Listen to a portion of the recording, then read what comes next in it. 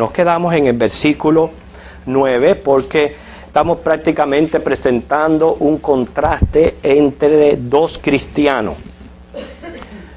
Uno fue útil porque sirvió a la iglesia, cumplió con su deber. Ese es el hermano Gallo.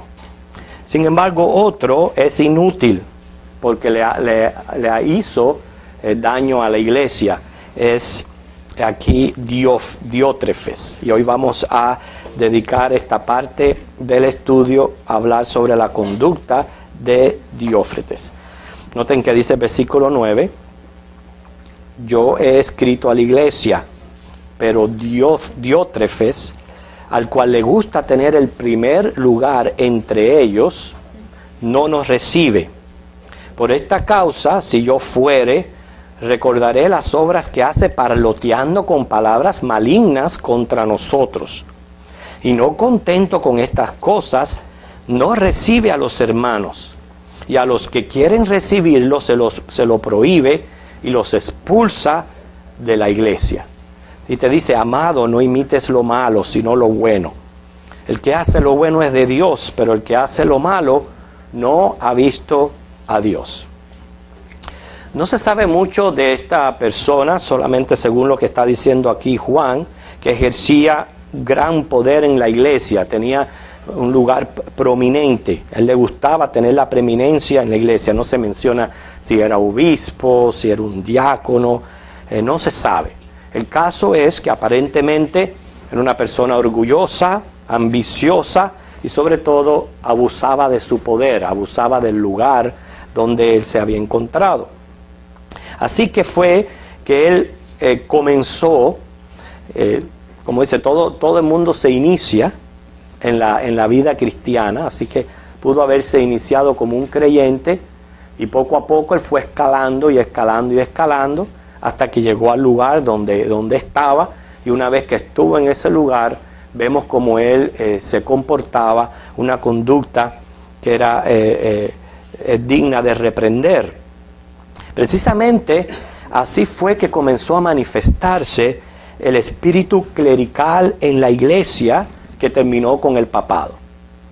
En la iglesia primitiva habían obispos, cada una de las iglesias tenían sus obispos. Mas, sin embargo, a medida que fue pasando el tiempo, se le fue dando al obispo cierta autoridad, donde ya prácticamente se volvían, en vez de pastores, gente que se creía dueño de lo que eran las congregaciones. Y según si la iglesia era bien importante o estaba en una ciudad prominente, pues eso los hacía lucir mayores que los otros. Hasta que llegó al papado de Roma y vemos los resultados. O sea que este espíritu de creerse por encima de los demás, cuando no se le pone un freno, miren lo lejos que puede llegar. Al parecer era de la congregación donde asistía Gallo. Si este era uno de sus líderes, y ya podemos imaginarnos cuántos problemas habrá pasado esa congregación de tener que lidiar con una persona así. ¿Okay? Podemos deducir, porque las cosas que se hablan de él son bastante fuertes, podemos deducir una de dos. Yo repito, nunca nosotros podemos asegurar ni la salvación ni la condenación de nadie. Pero dice la Biblia: por sus frutos os conoceréis. Y estos frutos no son muy dignos que digamos. Puede ser una de dos.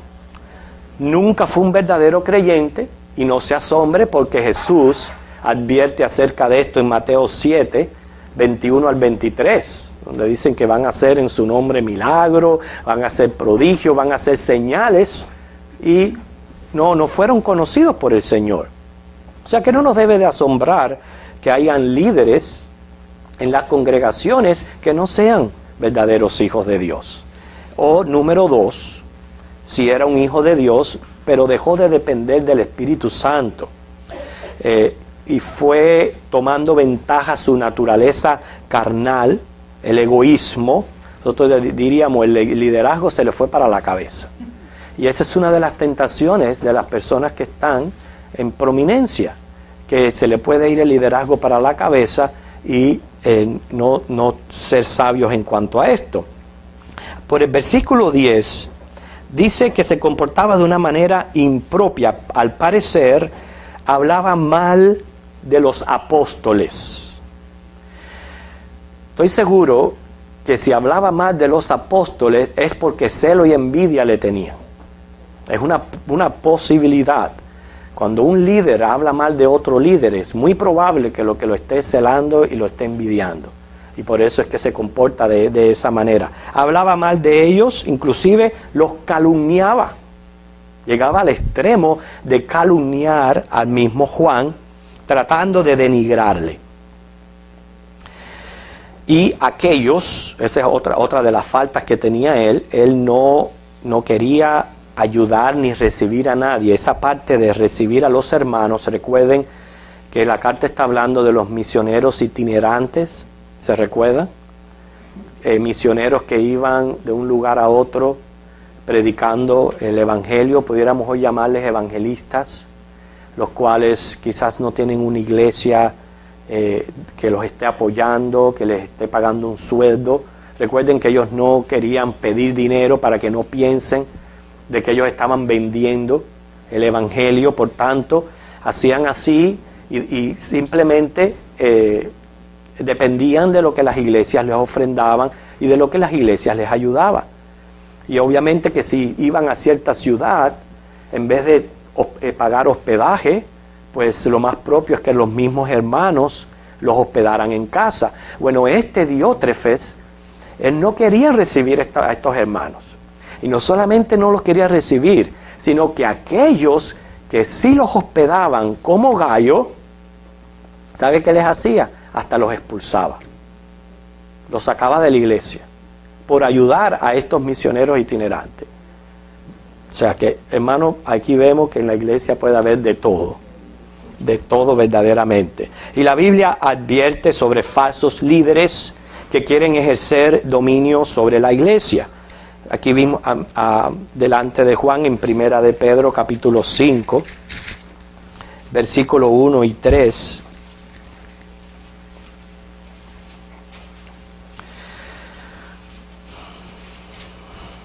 Cómo la Biblia advierte a los líderes que deben de dirigir, pero no como teniendo señorío sobre los que están bajo su cuidado. Primera de Pedro, capítulo 5, 1 al 3. Dice: ruego a los ancianos que están entre vosotros, yo anciano también con ellos y testigo de los padecimientos de Cristo, que soy también participante de la gloria que será revelada. Fíjense que lo que les dice: apacentad la grey de Dios que está entre vosotros, cuidando de ella, pero no por fuerza, ¿ve? Sino voluntariamente. Dice, no por ganancia deshonesta, sino con ánimo pronto. Dice, no como teniendo señorío sobre los que están a vuestro cuidado, sino siendo ejemplos de la grey. Juan no nos dice cuál fue el final de Diótrefes. Me imagino que no fue un final muy agradable que digamos, porque todo el que se comporta así, tarde o temprano, tiene que enfrentar la justicia de Dios. Tampoco me puedo imaginar cómo la iglesia en pleno permitía a un líder así entre ellos, porque no tenía por qué permitirse. Mas sin embargo nos parece extraño, pero hay líderes de iglesia que ejercen una clase de dominio y señorío sobre la congregación, hermanos, que ahí nadie tiene voz ni voto, ahí nadie puede decir nada, porque se creen los dueños de las obras. Puede ser que este haya sido el caso de Diótrefes, pero la palabra del Señor no solamente dice cómo deben de comportarse los ancianos, sino advierte que van a entrar a la iglesia lobos rapaces, Mateo 7:15, Hechos 20:29, ladrones, Juan 10 del 1 al 10, asalariados, Juan 10:12. O sea, van a entrar líderes que van a hablar cosas perversas, van a introducir doctrinas de demonios, van a presentar otro evangelio que no es el de las Escrituras. Y lo más bonito es que van a arrastrar a mucha gente. Y hay que tener mucho cuidado con eso. Yo digo que en vez de ser obispos, lo que son avispas. Así que, cuidado que te pican. Te pican las avispas, como hay un canto que dice por ahí. Dice, versículo 11, amado, no imites lo malo, sino lo bueno. La primera parte de la carta era prácticamente alabando la actitud de Gayo, cómo él se comportaba a pesar de tener este ejemplo negativo en la congregación. Él era hospedador, él estaba tratando de hacer lo agradable y lo bueno delante del Señor. ¿Okay? Y Juan le insta a seguir haciendo lo bueno, porque el que hace lo bueno, dice, es de Dios. Y el que hace lo malo, no ha visto a Dios, o sea, no conoce a Dios. ¿Por qué? Porque sabemos que Dios es amor. Ninguna de las conductas de este Diótrefes puede decirse que fue obrado con amor. El estar queriendo el tener el primer lugar, eso no procede de una persona que ama a Jesús y ama la obra. El estar hablando mal de los apóstoles y prácticamente degradándolos, eso no resulta de un verdadero amor. Y mucho menos el comportarse hostil hacia hermanos que estaban en necesidad de servicio y de ayuda. O sea, nada de eso procede del amor, es un tipo de actitud contraria a la naturaleza del amor. No debe de verse en ningún cristiano, pero ahora mucho menos en alguien que está en liderazgo. Por eso yo les he estado siempre diciendo cada vez que hablamos de eso, hermano, qué feo es cuando un hermano le niega el saludo al otro, o le vira la cara, o trata de evadirlo, o lo tratas como si fuera. Hermano, esa no es una actitud que procede de la naturaleza del amor del cristiano, y contra todo eso nosotros tenemos que luchar. Más teniendo directrices explícitas sobre los líderes. ¿Sabe que Primera de Timoteo 3, del 1 al 2, describe las características que debe de tener un líder, y una de ellas era ser hospedador? Dice el 12, que todos dan testimonio de Demetrio, y aún la verdad misma, y también nosotros damos testimonio, y vosotros sabéis que nuestro testimonio es verdadero. Puede ser que Demetrio haya sido uno de estos misioneros itinerantes, y era el que le iba a entregar la carta a Gayo de parte de Juan. Vemos aquí como era otro cristiano que tenía un testimonio alto. Ya para terminar, los versículos 13 al 15, dice: yo tenía muchas cosas que escribirte, pero no quiero escribírtelas con tinta y pluma, porque espero verte en breve y hablaremos cara a cara. La paz sea contigo, los amigos te saludan, saluda tú a los amigos, a cada uno en particular. Juan, la carta es breve porque Juan tenía planes pronto de ir personalmente a ver a Gayo. No lo dice aquí, pero puede ser que también haya ido a tratar con el problema de este líder, a ver cómo se podía resolver esta situación. Pero les despide deseándoles paz y enviándoles saludos de una amistad recíproca. Así que en esta última carta de Juan tenemos en Gayo el testimonio propio de un verdadero cristiano. Así que todos vamos a ser Gayos. Pero tenemos en Diótrefes el testimonio de un líder malo, y ambos testimonios son expuestos a la vista de los demás cristianos. Lo que nos enseña, hermanos, que debe darnos vergüenza decir que somos cristianos cuando nuestro carácter, nuestros hechos, la práctica no está muy de acuerdo con lo que decimos con la boca. O sea, nos debe de dar vergüenza. Por eso siempre el Señor nos insta a imitar lo bueno. Hay personas en las congregaciones que se dejan influenciar por los casos negativos, o las personas pesimistas, o las personas que no quieren servir al Señor, o los que están fríos en la fe. Y en vez de imitar a aquellos que sí tienen un fervor por el Señor y un entusiasmo y están ahí firmes, en vez de imitar lo bueno, lo que hacen es estar imitando lo malo. ¿Por qué? Porque se han dejado engañar. Y por eso que el Señor nos advierte a través de este estudio. Nos enseña muchas cosas acerca de los líderes. ¿Okay? Y yo les voy a presentar varias de estas situaciones. Los líderes no están exentos a la tentación. De ahí la importancia de orar por todos los que están en eminencia. La palabra del Señor los dice. Todos los que están en puestos de liderazgo debemos de orar. Y sobre todo, una de las características de un líder debe de ser la humildad. Pero inclusive de la humildad una persona puede gloriarse. Fíjense. Esa es la ironía, yo digo, más grande, que aún de la humildad la persona quiera gloriarse. Por tanto, lo único que va a permitir que un líder sea humilde es la gratitud que tenga hacia el Señor, la gratitud que lo mueva al servicio al Señor.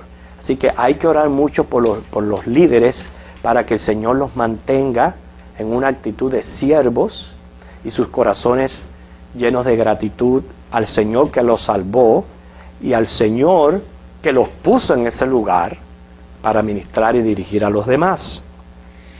Nos enseña también que los líderes no se las saben todas. Los líderes deben depender continuamente del Espíritu Santo y del Señor. En tercer lugar, nos enseña que los líderes deben aprender a tener control sobre su carácter. Si nosotros le damos rienda suelta al temperamento, se puede llegar muy lejos. Y por eso es que hay que aprender a controlarse y a mantener el carácter y el temperamento sumido a la voluntad de Dios. La naturaleza del cristiano, en cuarto lugar, para todos, no importa en el lugar donde Dios te haya puesto, es el amor. Y si a ti no te caracteriza el amor, hermano, primero no debes de estar en puesto de liderazgo. Porque el líder tiene que tener amor, tiene que ser de la gente, tiene que ser tratable, tiene que ser sociable, ganarse más bien a la gente en vez de empujarlas y echarlas fuera de él. Quinto lugar, el líder no puede pensar en sí mismo, sino en el bienestar de aquellos a quien dirige. Y Diótrefes, obviamente, era una persona muy egoísta que nada más que pensaba en él mismo. Quiere decir, un buen líder, primero que nada, es un buen servidor. Les voy a poner algunas diferencias entre un jefe y un líder, y luego voy a terminar con una fábula muy, muy interesante, y yo sé que les va a gustar. Pero poniendo lado a lado a un jefe y a un líder, ¿okay? Hay gran diferencia entre ambos. Por ejemplo, un jefe, y piensen ahora en el jefe que tienen en su trabajo, un jefe crea temor, ¿okay? Crea temor. Sin embargo, un líder inspira confianza. Un jefe, cuando manda, crea resentimientos. Cuando da órdenes, lo que crea es resentimientos. Sin embargo, un líder lo que hace es producir entusiasmo. Un jefe dice yo. El líder dice nosotros. Un jefe busca culpables, pero el líder corrige errores. Un jefe ordena cómo hacer las cosas, mientras que el líder muestra cómo hacer las cosas. Para un jefe el trabajo es tedioso, pero para un líder la tarea es interesante. El jefe se apoya en la autoridad, El líder confía en la cooperación. El jefe maneja, mientras que el líder dirige. O sea, que hay grandes diferencias entre ser un jefe y ser un líder. Y Dios nos llama a ser líderes, no jefes, no señorearse de la congregación. Le dije que iba a terminar con una fábula de Esopo. Esopo cuenta que había un charco lleno de ranas. Así es. Pero las ranas estaban bien tristes porque querían un jefe. Así que las ranas fueron a donde Júpiter a pedirles que le diera un jefe.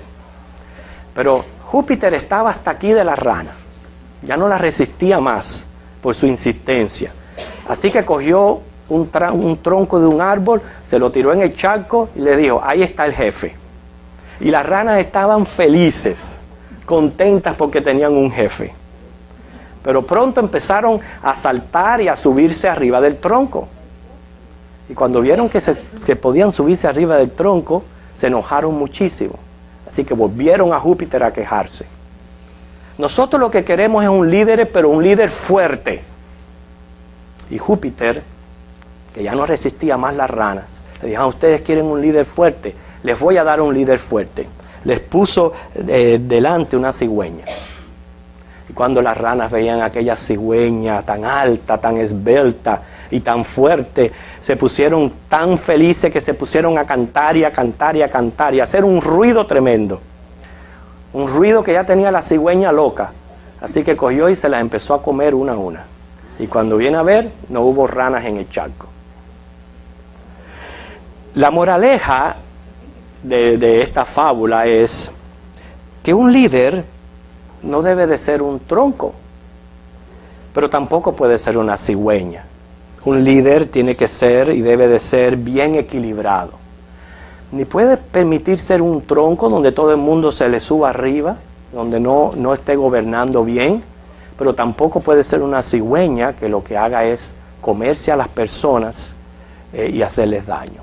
Así que tenemos en esta última parte de la carta de Juan, pues terminamos precisamente con un consejo a los líderes, pero a todo cristiano, a imitar dos conductas y dos actitudes, una positiva que nos presenta Gallo, otra negativa en Diótrefes.